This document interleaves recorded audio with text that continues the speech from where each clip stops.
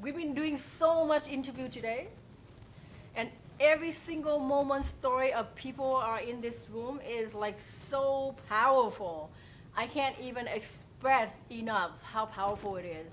It's no way that I can just automatically didn't do it on purpose, but I clicked by accident 3 times to cancel the show. Wow. So, but this is gonna be like one of the crazy story because I'm with like two. How am I gonna say this? Thorn? Well, the rose between two thorns is what. Yeah. This is so powerful. Okay, let's roll it. Joe, what are you holding on there? Oh, my name is Joe Ego, and I'm holding a super crystal. These are crystals they used back in ancient Atlantis.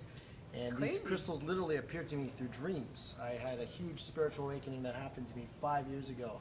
I used to be a very normal person at one time, and then my third eye opened up, and I started seeing so many things. And one thing led to another. I survived a really crazy motorbike accident, and I was literally bleeding inside my head. The hospital basically said, just go home. It was just like, whoa, is this our healthcare? Like, people just die from that. Sorry, guys. Absolutely, for sure. I believe everything happens for a divine reason, and you know, 3 times, there's 3 of us here together. We have a beautiful story to share, and storytelling is the biggest thing out there. Yeah, it What is. brings the whole world together is a great story. Especially right now, like what's happening really right now, people are missing so much, right? Because like we are all human beings, we're just looking outside there, but we're missing out the piece of inner peace. So we're always looking for the answer. So I think like this is the time. What I've noticed that when I first come to Canada, everybody's all about like music, shop, and this. And now I'm so happy that like people are more looking for the answer, and everybody talking about spiritual. Like before, we're 20 years old, right? Right. We know each other so long. We also really talk about brand name and being a famous and this and that. But you know, now this day, people are all looking for one thing and one thing only: spiritual, right? I think that you can be hungry for different things in life. Yeah. It's like if you're hungry, or if you're thirsty, let's say, you can eat all the hamburgers you want, or vegetarian hamburgers, or you know what a good Buddhist would eat. Oh, vegan. I personally don't eat mammals, but that's not the point. But you're not going to satisfy your thirst by eating food, and we have a spiritual hunger right now, and the Very. spiritual hunger can only be satisfied by spiritual things. Yes. And I think the world is right now on a precipice where we understand that we're all one. We know now that race, for instance, doesn't exist. No. There's 33,000 genes that make a human being, and of these 33,000 genes, only 5 pertain to race. And those only have things to do with environment and things like this. So race was invented in the 5th century to divide people. And the same with class, the same with money. We're dividing from each other. But I think the world is in a place right now where we can see that we are one, that the concerns of you and me Yeah. and them, we're the same concerns. We all want the same things in life. And we're all not only in this together, but we are this together. We are all of it together. And each of us has a duty to do whatever we can. And when we do something for somebody else, we're doing it for ourselves. Yeah, very true. Because think about it, for example, that's what I've been studying in Buddhist teaching. For example, there's very simple thing, but here, I want you all to hear this. Okay, if in the rice field, right, when the beautiful water coming in, the whole rice field gonna be benefit from that. But what happened if a dirty water come into the rice field, right? It's not gonna affecting one rice, but it's gonna be the whole field. So same thing like human being, right? When people say like, oh, it's your problem, I don't care. No, it's not. It's affecting the society. For example, me, I made a bad choice before, right? If I didn't get guiding properly and I didn't have that belief and open to learn and to really discover my inner world, I would so much destroy the world because like so many kids want to follow me, you know, and you multi-time it up in one person. How much you can destroy?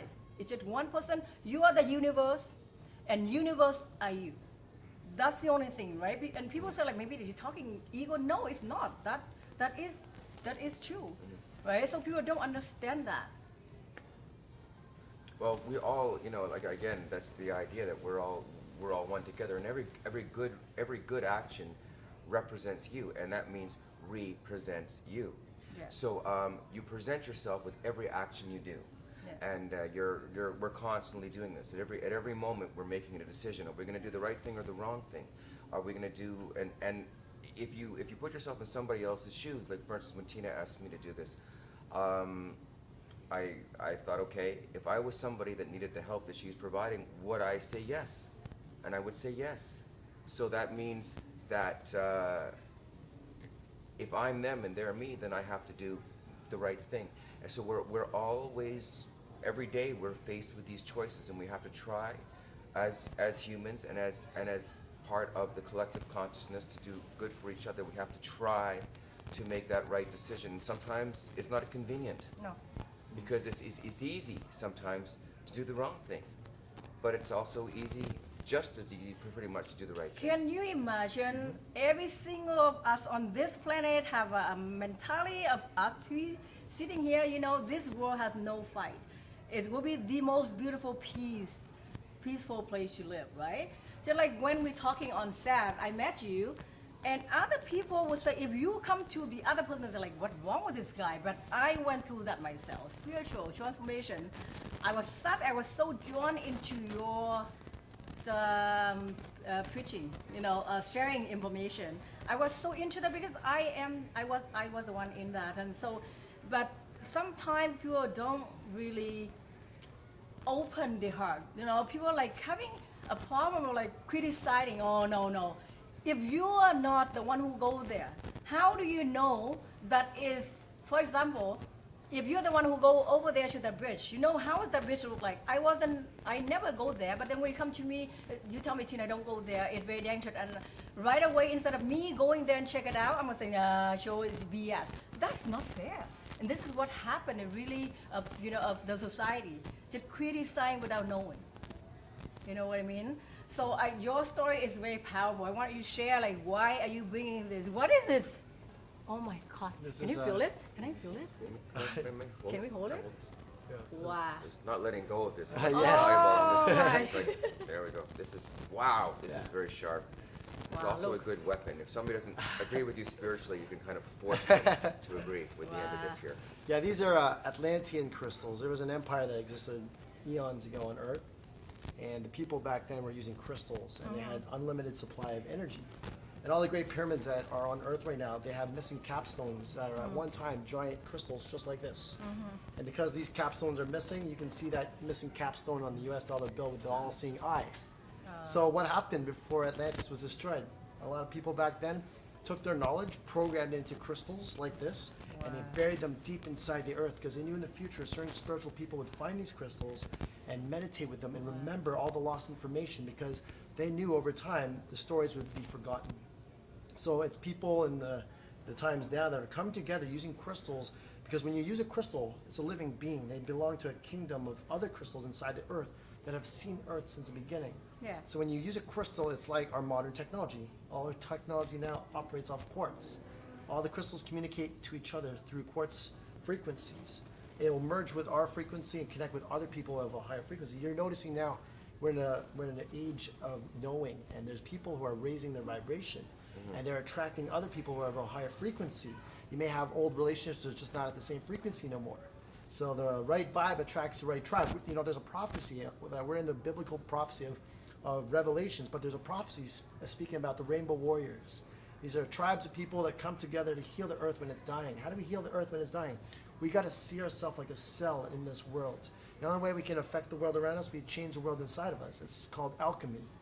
So people are learning how to use more of their mind. How come we're only using a small percentage of it? Because we haven't opened up all the chakras properly. Once we open up these higher chakras, we're going to vibrate much higher than. It's like the story of X-Men. You know, look at Professor X and Magneto. They're like revolutionary people. To me, it's like Malcolm X and Martin Luther King. So we live in an age of revolution. We're seeing, why is this earth like this? Because it's people versus the banks. Yeah, that's exactly right. Yeah. I believe it that because like even for me, there's so funny thing that guy here like today when I'm doing my 100 days inner world training through hot yoga and fitness. So funny thing is when you're saying about knowing, I swear today when I was in the hot in the sauna, I said today I'm gonna practice